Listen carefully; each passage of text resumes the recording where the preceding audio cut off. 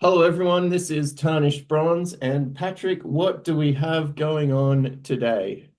Well, it's the saga of the Leviathan, the Avengers 291 through 293. Walter Simonson is the new writer. I think he's a favorite of yours.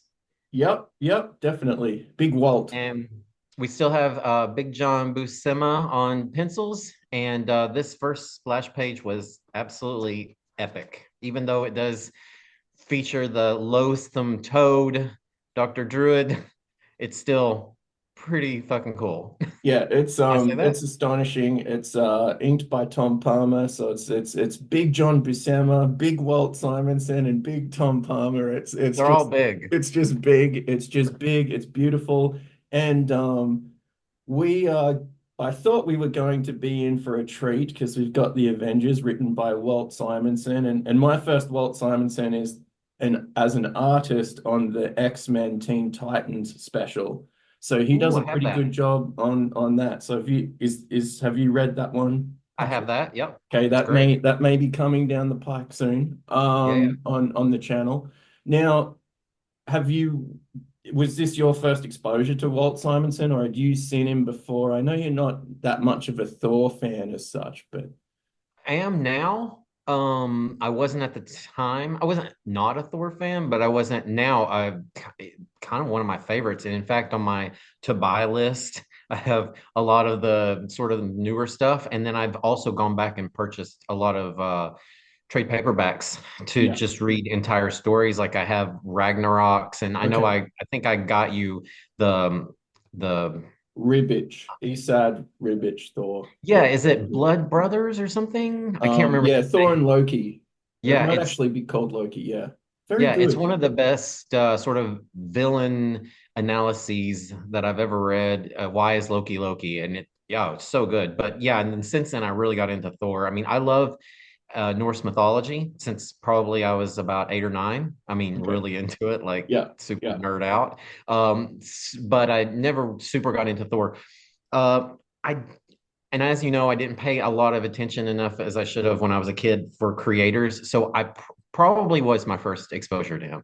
Okay. Yeah, no, so it's strange here. He is just doing the writing tasks. I think he may have been at DC for a while. So I think this is 88 or 89, right? So anyway, we hadn't gone into Walt Simonson before on the channel. Delve into it. That's the classic Horsehead Thor cover issues and so on and so forth. He's done a lot of stuff.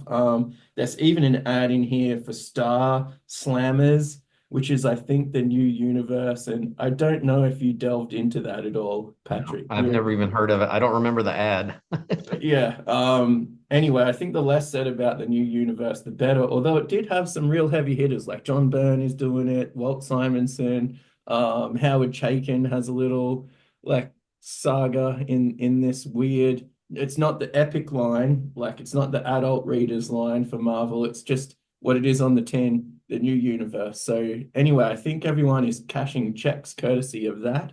And so let's just do a brief recap. We've just done heavy metal, and now Walt Simonson is taking over, but we still have the same art team, and we've got this sort of escapade where Dr. Druid is kind of white anting the leadership or angling for the leadership of the Avengers, and he has some sort of dream interactions that is about to coalesce, I think, in this issue, right? So Yeah, what there's is the some team right now? question. I'm actually interested in genuinely, not for the podcast, but because I haven't asked you this in real life. I'm interested to wonder how much of this do you think is a bit of a retcon? So even though it's only been a few issues, but Dr. Druid has kind of shown himself to be questioning Captain Marvel. Yeah. He's overly ambitious. I mean, he has characteristics that are definitely loathsome, as I said earlier. Now we end up, I don't want to give away the plot, before, put the cart before the horse, but we sort of get some excuses, let's say, for or explanations for some of his behavior. And I'm wondering if that is just to make it more extreme, or does it sort of cancel out all of his negative qualities from the start? Do you see what I'm saying? I think you can have your cake and eat it too here. The writer is giving you an out. So Mm, if you want to say that it was already in him and those mhm. psychic machinations were just turning the volume up on what was already there, you can have a Perfect. nefarious Dr. Druid. If you think that he's a nice enough bloke and he was really manipulated From quite the very start. severely, you can So get out of Dr. it. Druid apologists. Yeah, yes, Yes. the apologists. If you want to be a Neville Chamberlain of the Avengers, you can get Eastman's. on your Dr. Druid high horse and you can have all the treaties that you want. Dr. Druid was always a good guy. Yeah. It takes all kinds. Okay, I don't think this channel is going to be able to manage to get the hashtag Druid was right Going, meme no. going, but you never know. Maybe someday. Yeah, We have to spread our influence a little more. So, okay, back to the story. We've got Dr. Druid. He's having a wet dream. Can I say that? I think so. You've already said it. That's yeah. A nocturnal, I don't know. Okay, we'll just skip that. About a buxom blonde who is crowning him king, and he awakens in a panic because for some reason making out with a hot chick really gives him an impending sense of doom, I guess. So I don't know, but we really are discovering that more is going on under the surface with Dr. Druid. He's definitely dreaming about this woman, and they're having a full blown affair in his imagination, and we don't really know where that's coming from. And meanwhile, She-Hulk and the Black Knight are cleaning up the mess that's left from the Super Adaptoid and his heavy metal crew, and Namor and his beloved Marina are helping out while Captain Marvel is still succumbing to Dr. Druid's gaslighting and wondering if she's a good enough leader for the Avengers. Okay, And so that's sort of the status quo. a couple of Sorry? points, Patrick. We'll have pictures of this later, but Dr. Druid pretty much dreams of Conan wenches, and I'm fairly certain that John Buscema does as well. So that's always a nice touch.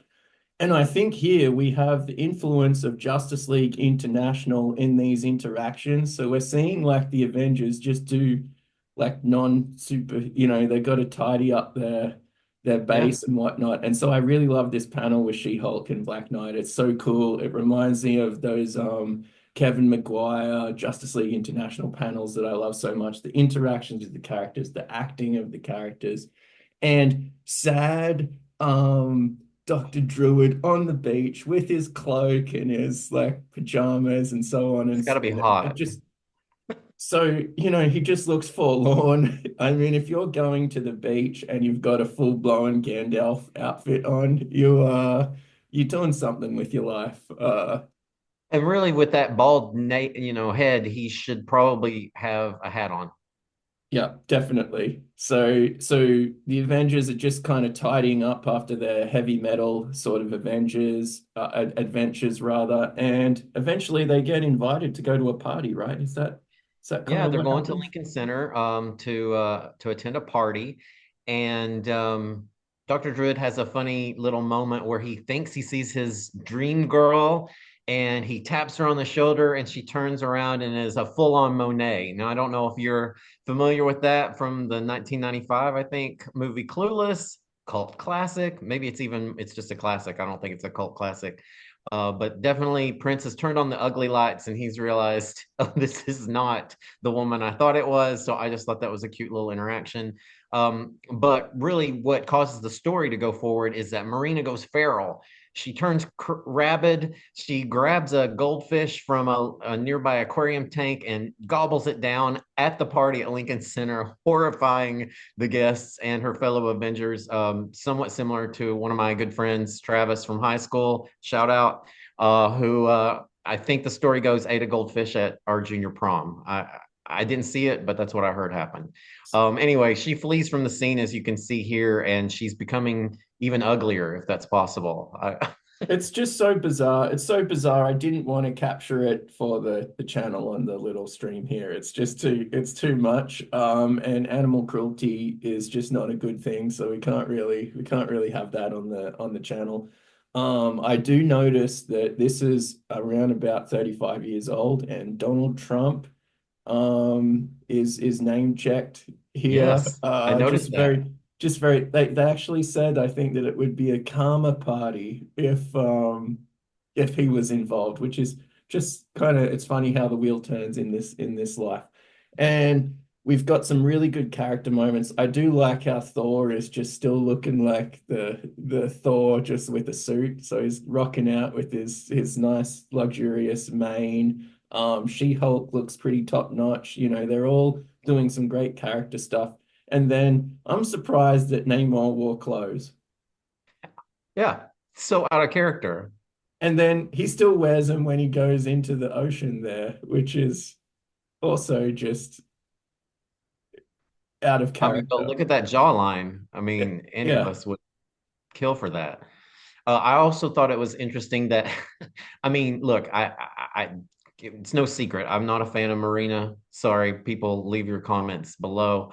Or Dr. Druid, but Dr. Druid can't, he, at this point, he can't even make any simple suggestion to Captain Marvel without her getting defensive. So it's like, God, they really just paint her so poorly. It's like they've driven her into this corner where this guy's questioning every single thing she says and does. And then when he just makes a simple suggestion, she flies off the handle. It's like, I mean, she can't win. Yeah, she's in a bit of a bind. She's in a bit of a bind here. And just I wanted to point out they're back at headquarters. They're trying to organize this thing. There's no chairs in the headquarters. Like they have tech up the yin yang. There's so many sophisticated instruments. It's like a space shuttle in there, but industrial design, they've just gone, no, no chairs. We don't have time for that. Everyone is She just could going to probably set be off a nuke by leaning on that panel. it's just and it's a very sort of erogenous pose to be in the workplace. Just very strange, very bizarre. I mean, don't get me wrong, I love this panel. I love the body language. I love the coloring. I love you notice the different shades of purple to bring the left side of the and the right side of the panel a bit of depth. It's just And fantastic. But if you think about it and just what is going on here, Dr. Druid is just giving Captain Marvel a huge eyeful of the goodies there, just, because he's throwing back his cloak. There's no chairs to speak of. Just very strange. and then architecturally, that keyhole portal is, I didn't notice that until I looked at this. I didn't notice it when I read it, but that doorway is really epic.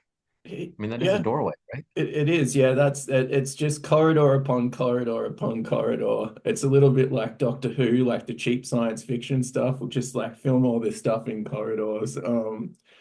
It, but it makes for a visually interesting panel, and it makes all those cartoonish characters really pop off those techie backgrounds, Hmm.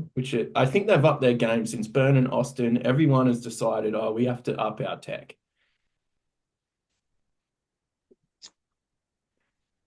So while the Avengers are searching for Marina, they learn that there's a mysterious giant sea creature that's circling the Atlantic and wreaking havoc.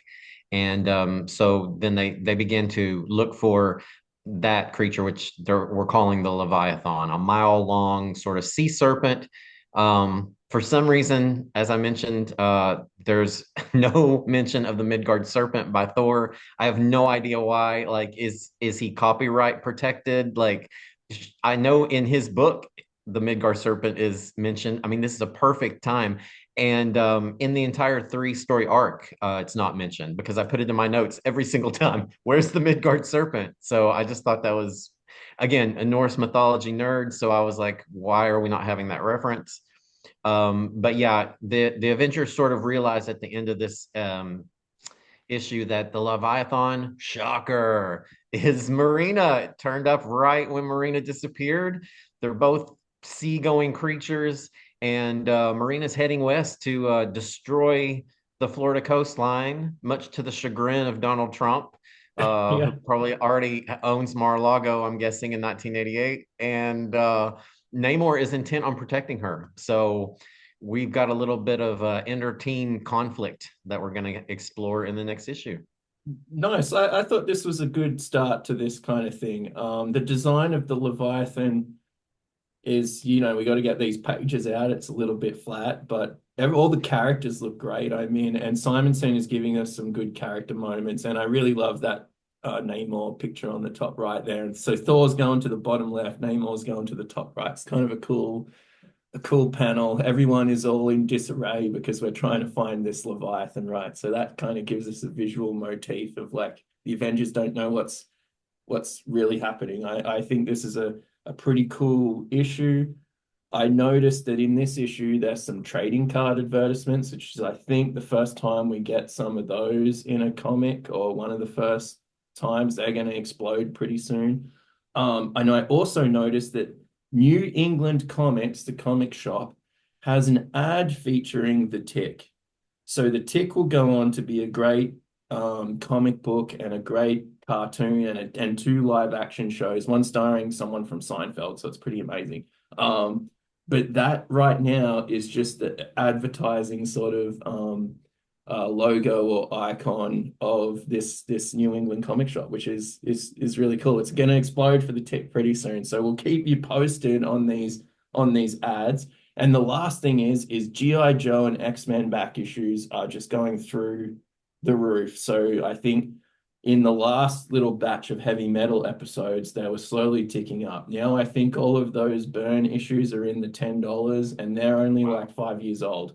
So Patrick, we might not be making a lot of money on our Dr. Druid appearances, but if we have any old X-Men back issues laying around, they could be worth tens of dollars.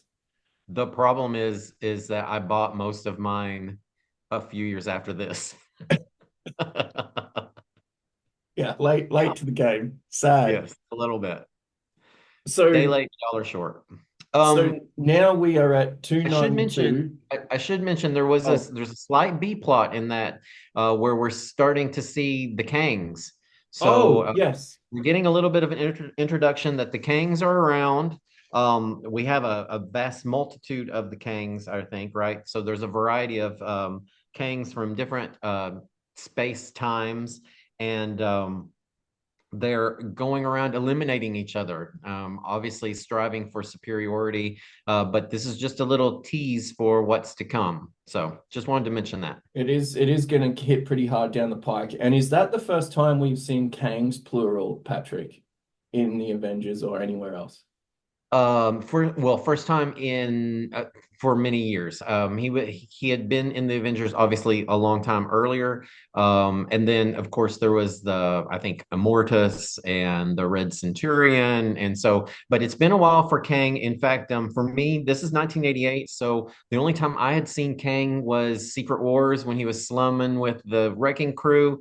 Uh, didn't really. He's very sort of underused and sort of not highly featured in that. I love Secret Wars. It's no secret.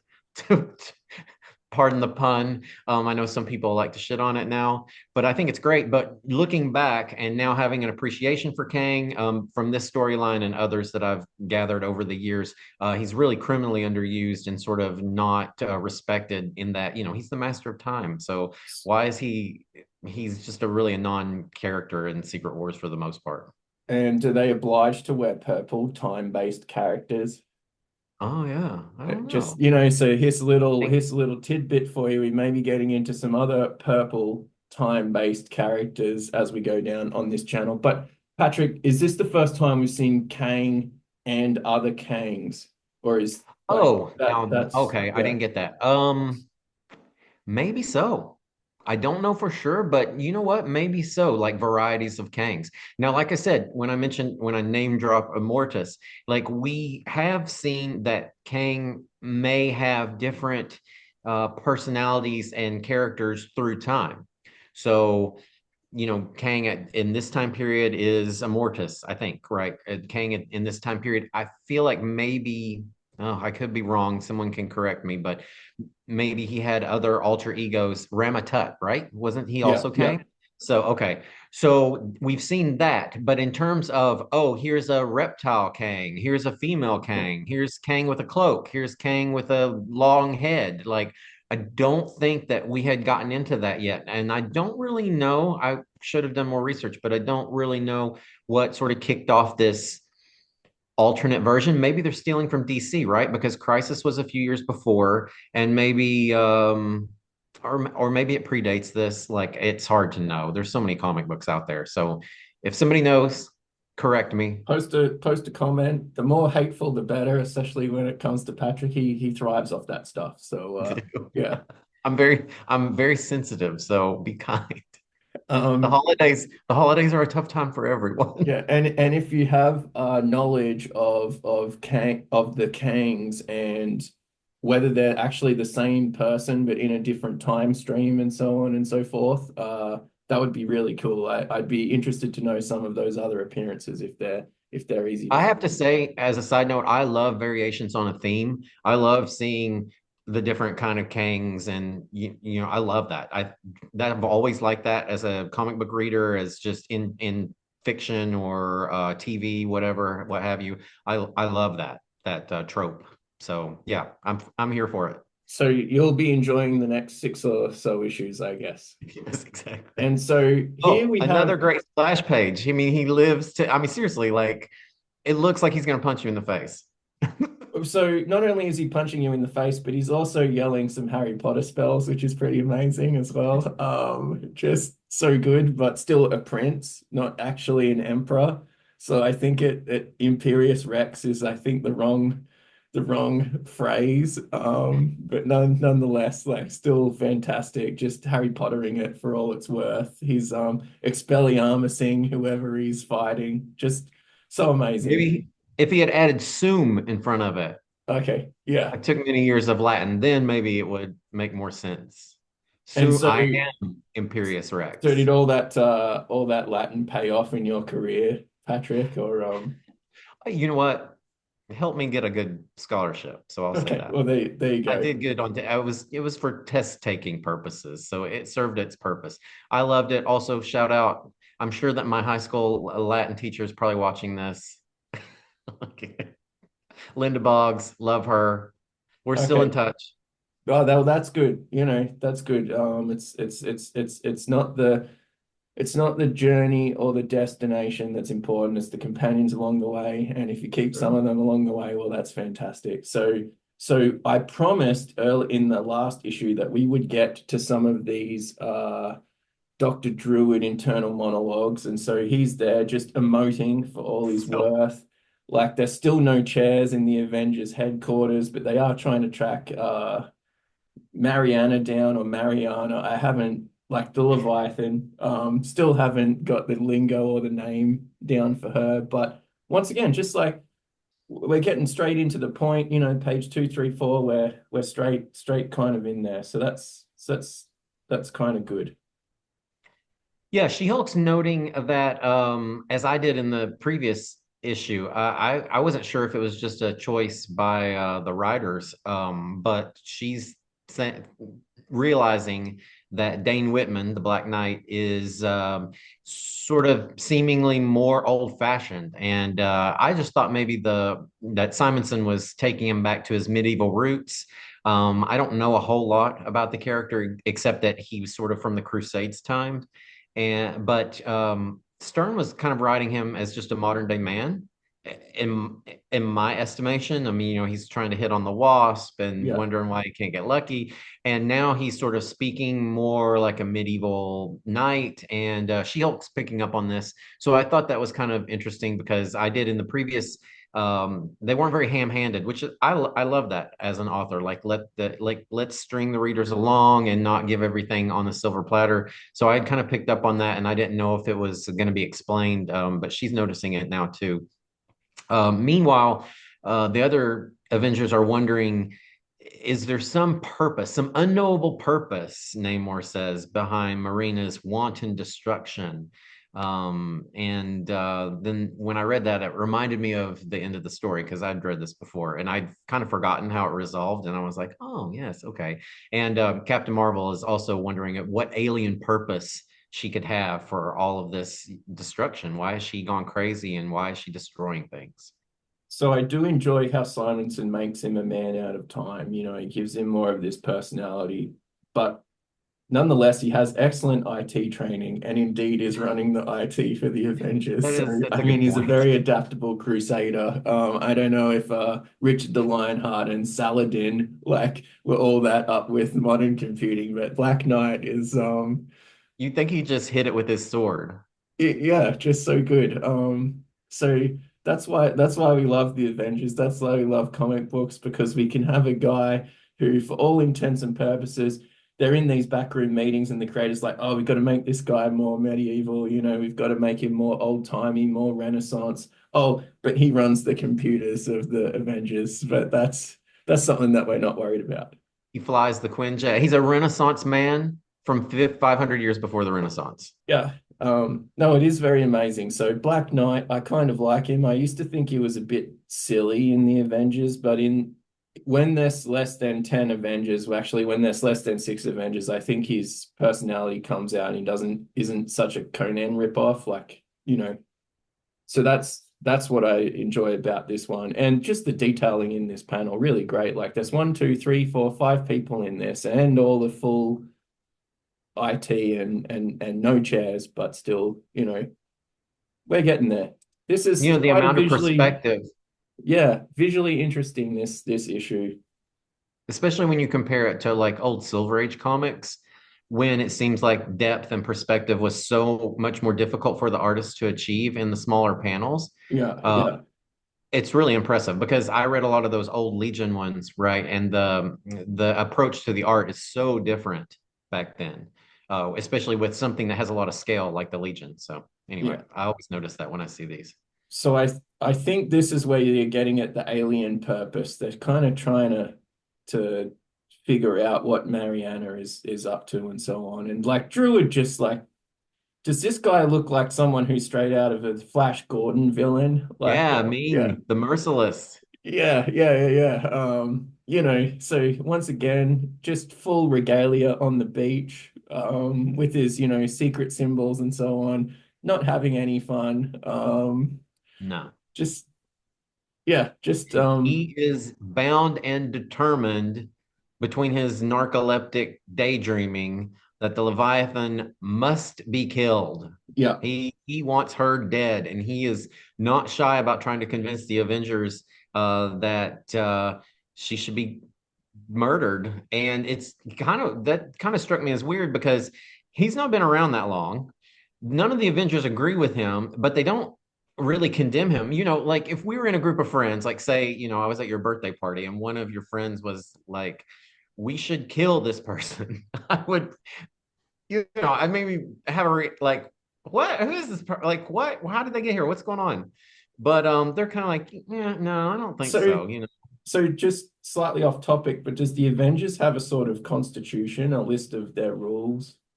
You know what? That made me wonder that, right? Because if that happened in a Legion comic book, I don't mean to always bring it back to them, but I do. That would be condemned in no uncertain terms. I mean, it wouldn't have even been spoken in the first place. As soon as he said that, they'd be like, "Oh, he's under my control by Universo. Like something's Perhaps gone if you wrong." did that, you would maybe have to come back with a mask or a different costume, In a full suit of maybe just, armor. yeah, just to Yeah. avoid that. Oh, well, I know what you're referring to, but that wasn't the first time that happened. So I know where you are in your reading. But that actually goes back to a lot of the stories from the Baxter series for the Legion. Just side note, kids, a lot of them are based on sort of Silver Age stories that they kind of revamped and updated, which was an amazing idea. Just great. Anyway, we'll get into that at some So future everyone, we'll just edit out this old man story. Patrick comments about how good it was in the Silver Age. In my day. No, just the revamping of the story and the modernization of them. One thing too about this issue is that She-Hulk is finally noticing that Dr. Druid, I mean, maybe it's because he kept saying that Marina should be killed, but she's noticing that he's undermining Captain Marvel a lot, and she starts standing up to him a little bit. And this is the first time Captain Marvel hasn't been completely isolated from the rest of the team and has somebody on her side. So hashtag girl power there. It's about time because this her character has really gotten such short shrift as we've been saying for many issues now. So it's nice to see someone kind of take up for her.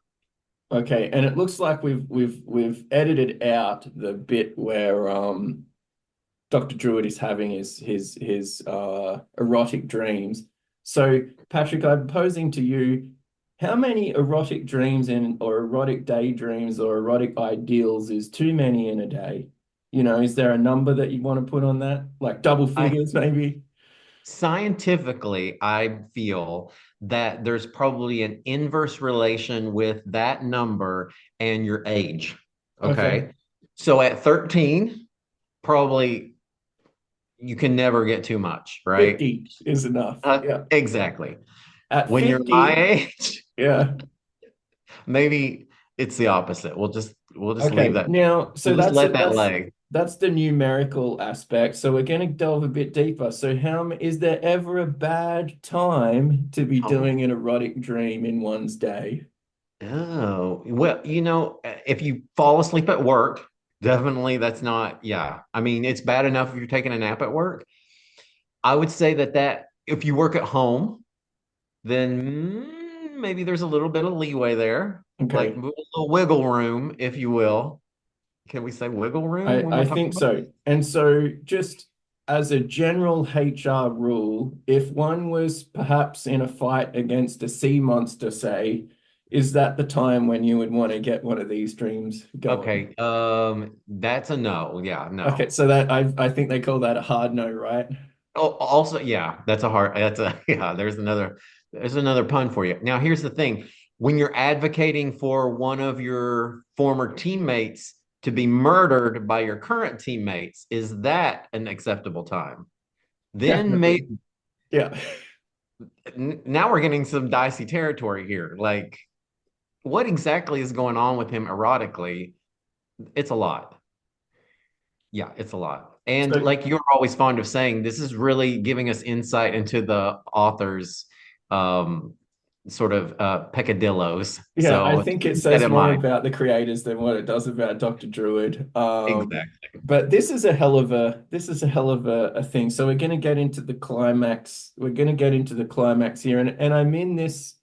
We this whole Avengers run in this late 80s is almost interstitial. We're going from Stern to somewhere else. We aren't at somewhere else yet. It seems like this whole series of issues is we're going from the Doctor Druid, Captain Marvel, no Captain America, and so on and so forth. We've got Namor, and we want to go somewhere else. We need to get to where we can shake up our Avengers, and this is kind of like the substrate for that. I Yes. kind of like it as a little three piece, but it kind of is dragging a bit. We need to get to the crux of the matter. And so 293 is where we have like a cool 90s-ish video game cover as the actual cover. It's pretty good. And then we're getting Now, into I, more I more do have a beautiful criticism pages. of the cover. I feel like it's a bit high school notebook, hair metal fan Yeah, yeah, drawn. yeah, yeah. I'm not a fan of the design of the Leviathan. I have to say, no, with all due respect, because I love the pencils in this series at this time, and I was like I said, I was really into. I was comic books were dependent on art for me. So if I didn't Yeah. like the art, it didn't matter if the story was good. I was too snobby to deal with it. I couldn't see beyond art that I didn't like. So I love his pencils, but the Leviathan and just I'm not a big fan. The characters look cool, but the Leviathan looks like it's on the cover of the Double Dragon video game thing. It's like not as cool as what you would imagine in your head. Yeah, I see what they were going for. And you're right. As these stories go on, and in fact, the next sort of storyline that we do, it becomes more and more apparent that these stories are a little bit filler. to get for two purposes. One is to get to issue 300. In Okay, my yep. opinion, now that I've sort of gotten, I'm a little bit of ahead. I'm like, oh, okay, we're doing a little bit of. There's more filler later. Stay tuned. You'll love it. Yeah, But and that's what we do best on Tarnished Bronze. We just making filler episodes. this one is and it's also to like you said, really get rid of the team. Simonson wants his chance to write the Avengers that he wants to write, and it's becoming apparent, especially at the end of this issue. We're starting to move in that direction, and you'll learn why as we discuss this one. So, Dr. Druid, we learn has well, let me not get ahead of myself. Marina has now, in her Leviathan form, gone from the Florida coastline to attacking Atlantis full on. And why would she do that? And we've discovered that Dr. Druid has actually enticed the Leviathan to attack Atlantis so that he can convince Namor to be in on his plan to kill Marina. I mean, goodness, his wife. Like, Yeah, can this guy yeah. get any worse? Like, he's oh god, he's just terrible. Like, Yeah, it's some sort of curious. And I do love this panel, like Namor swimming, and then he's swimming through the thoughts and of Dr. Druid here. I must say that the art is just really good still. Just great art, even if we have some clumsy sort of things that we have to line up in order for editorial, to get to issue 300 and to get the Avengers lineup, we have to. You wouldn't know it from the art that this is just like trying to tee things up for the next sort of era. And Druid is just so previously he would just daydream. Now he's getting more physically afflicted by these erotic departures. Um, Luckily for the Avengers, Black Knight has decided to stumble upon a loot crate. So he's been playing some video games and he's found an ammo box, or like, on Doom or on Half-Life or whatever, you find the cool weps.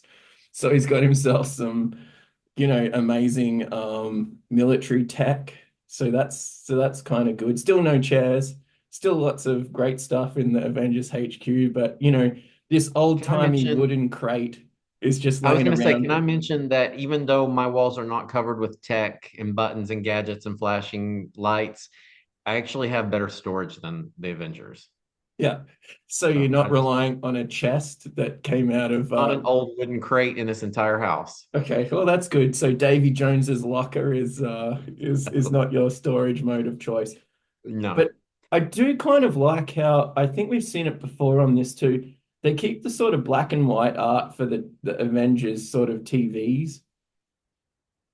So even if it's a full panel like this, you can tell that this sort of guy on the bottom left is going in through an intercom system. And I think that sort of works for me. So we're getting into the stage where everyone seems to just acquiesce with this pretty violent outcome for a sort of honorary Avenger, would you say? But yeah, I mean, when she's always listed in the lineup, so I think she was technically a member. Is she But in yeah, that thing well, in the top left of the covers? Like that? oh No. no, no, no, she wasn't Okay. that much of a member. Okay. But she, if like I said, I'm almost positive. And in fact, I think when we get to issue 300, one of the coolest things was a little rundown of all the former Avengers, and I'm pretty sure she's listed as an Avenger. Okay. Now, you say violent, they are going to pierce her armor to deliver this antidote that Pym is hoping will work. We don't really know what it's going to do, but I don't get the impression that it's going to kill her, or it's not Okay. meant to. No, we don't know for sure, but and they attack. Yeah. Um, so she they they're able to finally deliver the antidote down the gullet, and Marina suddenly transforms back uh, to her normal self, which is She's not going to win any beauty pageants, but it beats the Leviathan, and at least she's not interrupting international shipping lanes anymore. Yeah, yeah. So So the supply chain is all good. yes, she's no longer the tanker that's stuck sideways in the Suez Canal. Okay. So Well, that's now that's that's pretty important. And so it did come across to me like Hank Pym seems a bit pompous, but it seems like his scheme worked. And then we get Mariana back to being Mariana, and then we have a hard cut to the Council of Kangs. And it seems like if you want real power in the Council of Kangs, you need to up your pouch game because these guys are all in a democracy, and you notice that none of them have pouches. So if you want true dictatorial power, you've got to get your pouches going if you want to be part of the Cross Time Kang Council, or I think I said that wrong. The Kang Cross Time Council. Council of Crosstime Kangs, Okay, well, but it also has to have extra K's in it. yeah, Is it spelled? Okay, so here it's not spelled with the extra K, but in one of the issues, I'm certain that it's spelled. The cross is with a K, like crisscross. You remember that old okay, record? yeah, yeah, yeah, That yeah, before your time? Um, and you must love the council's base because it's got everything you look for in a home. yeah. It's got archways. It's just got granite top. Panels of buttons. Yeah, just so good. Looks so good. It looks The really other thing I cool. really like about the Kangs is that they wear this armor. They always call it armor. It protects them like armor would, but it's definitely fabric. It's fabric. They have the very sexy boots, I must say. Like they're beyond thigh high. Yeah, Hip just yeah, they're very visually arresting, and it seems like a lot of the males have this kind of harness or a gusset, and the one female king doesn't have that. So, I I just don't thought think I've ever had a conversation with someone who used the word gusset.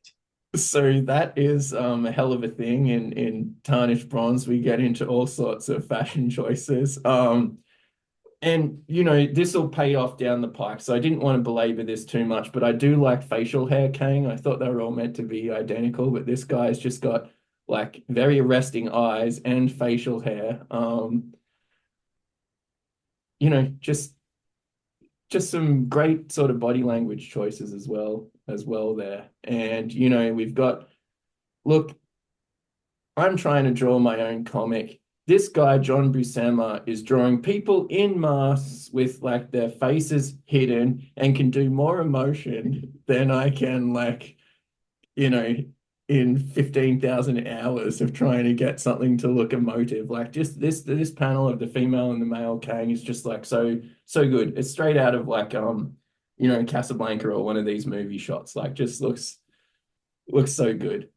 I never really thought about it, but is that self-love?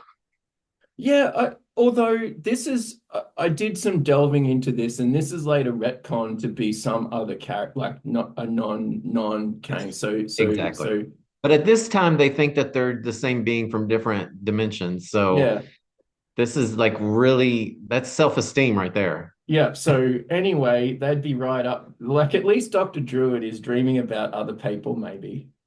Like to be fair, Yeah, he's not dreaming of a reptilian version of himself that he's macking on. yeah. So that's something. Just look at the scale of this building.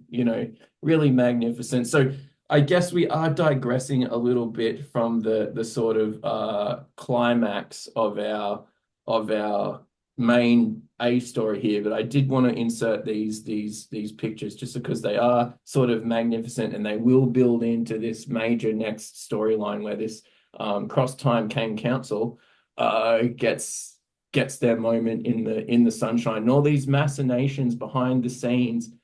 Who is causing all of these Dr. Druid dreams? And that's what we're going to find out later. But the major resolution here is basically we just have a distraught Namor because Mariana eventually like perishes, right?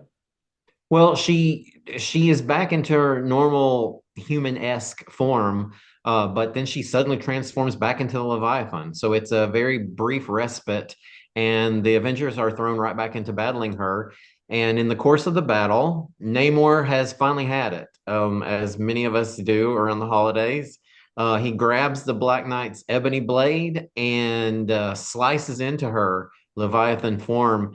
And the Black Knight is shocked into unconsciousness because of the curse of the blade, even though he wasn't holding the blade when it drew blood. The curse is still in effect.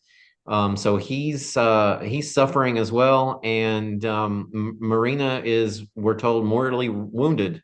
So as the Leviathan, she retreats to the bottom of the ocean, and she goes to a circle of wrecked ships that she has gathered together at the bottom of the ocean, and we realize that she's been building a nest. And as she dies, her three eggs hatch, and her mysterious sons quickly swim away. And she finally again reverts to her human form and dies in Namor's arms.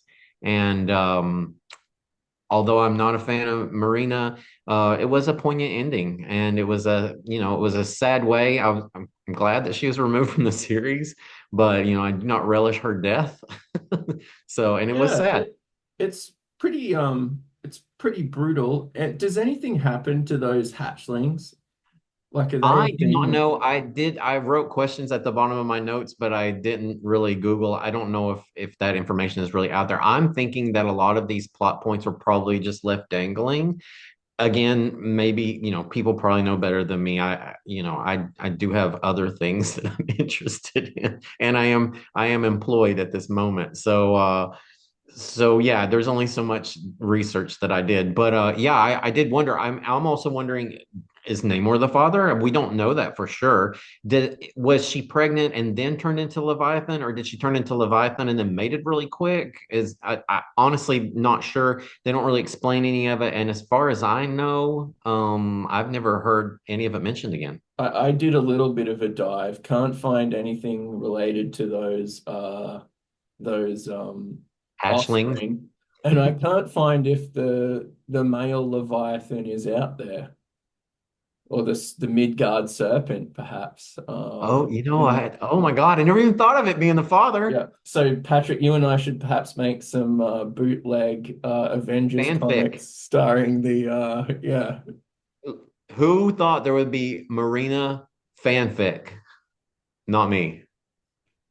So the issue ends with the team heading home, and Simonson has achieved a bit of his goal because we now do not have Marina; she's dead. Namor has stayed behind, I think, to look for the hatchlings, and Black Knight is completely unconscious, and Dr. Druid, of all people, realizes that Captain Marvel, who has been so sidelined and such a non-character for multiple issues, she's missing, and none of us even noticed. None of her Yeah. teammates noticed. The readers didn't notice. The only person who noticed is Dr. Druid, the man who wants her job. So we're down. I think we're down to what, two characters? Three, sorry, Three. She-Hulk. Yeah. So we've got three characters left that are basically viable, and yeah, the team is decimated at this point. Yeah, it just seems really decimated, I mean, is the word.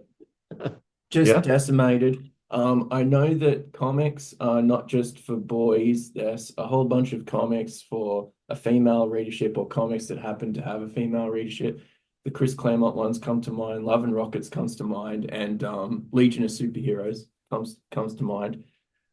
Do you think that having Captain Marvel be so like sidelined both emotionally and physically in the comic, like, do you think that's a barrier? Because although She-Hulk is like there, Well, also she's a woman of color too. I mean, yeah, I know, so it's this doubly isn't bad. 1988, Yeah, like I get that, right? But when we look at it, she's a black woman who's the leader of the Avengers, and I mean, ah, man, she's done dirty. Like I have to say, like the way she's treated as a character prior to this, prior to Heavy Metal, I liked her as a character, and I feel like in the time when I really started reading, I want to say around 250. She wasn't the leader, but she was a very competent member of the Avengers. And you can't notice. I help but notice that, yeah, she's a woman who's leading the team. The only one, but the same thing happened to the Wasp. When the Wasp was the leader right before this, during the Masters of Evil takeover of the mansion, she's also constantly undercut by Namor and especially Hercules, and really has to basically fight for her job. And she's a founding member of the team. So you heard it here first. Tarnished Bronze, the Avengers, the pin-up misogynistic team. Institutionalized, institutionalized. Yeah, it just seems very bizarre I'm that not virtue signaling, but I'm just noting, like, it's fiction, and like I said, does art imitate life, or does life imitate art? Are we making this a point to demonstrate what is happening in the world, or is the so you don't blame the author, and it's not about finger pointing or anything like that. It's just you notice what's happening, and you can't help but make parallels with what's happening then in 1988, what happens today still, and it's interesting. It makes it more interesting to talk yeah, about. I was just more curious. Is are girls and women readership gravitating to these other books because they're not written so blatantly sort of out of step, or is the book just so happened to be a escapist fantasy for young boys and like this just a part of it, which and both are okay, but I am just saying that it's 1988, 89. Comics are booming at this point. Different types of comics are booming as well. Female readership is happening. ElfQuest is kind of, although I don't personally like it, it's kind of Wendy Pini is really just exploding with that sort of stuff. So the readership is there. And then if one is confronted with this, no matter how much you like She-Hulk or John Buscema or Walt Simonson for that matter, who's I think his spouse is writing the X Factor book right now. You're confronted with this, and then you just like put it back on the shelf because it I might also not speak think to you. I also think it's possible that women could read it in spite of that. They could relate to it too, right? So Like, maybe oh, they okay, relate to it. So that's maybe you don't always have to read something that makes you feel warm and fuzzy or represents you in the way you wish things were. Maybe you relate to it in a way, like they would always say that outcasts, or that LGBTQIA, et cetera, that community really connected with the X-Men, right? So the mutants definitely weren't treated well, but that community still would sort of see itself mirrored in that book and their struggles, and then they would be gravitating towards that. So I think it's still possible that maybe women did read the Avengers. I always felt, and I think I've said this to you before, Avengers is sort of more pro-establishment, right? They're more of a yeah, government yeah. entity organization. And I feel like I was very straight-laced as a kid. So, I mean, maybe still. So I kind of like them. I got to the point where I kind of like them better than the X-Men, because So so I like that aspect of them. So full disclosure, check out our other videos where Patrick says that 20-year minimum sentences are about par for, misdemeanor That was crimes. Batman, So not that me. so that is tracking with Bruce Wayne's neoconservative outlook or whatever, and Patrick straight-laced by the book Law and Order. We got to put these jewel thieves away. Yeah. So many jewels are being stolen every day. Do you realize? Yeah, they need to do a public service announcement with the same sort of overtones that they have for, the poverty initiatives and the hunger initiatives and so on and the animal cruelty, like just have you voice it over. Like it'll be Rich people dripping in jewels. yeah, You know that this woman has had her blood diamonds stolen 3 times in the last 2 months. yeah. It's something ought to be done. And speaking of something ought to be done, we have many other videos, including other ones starring the art of John Buscema and the Avengers. So check them out, and we will catch you next time on Tarnished Bronze.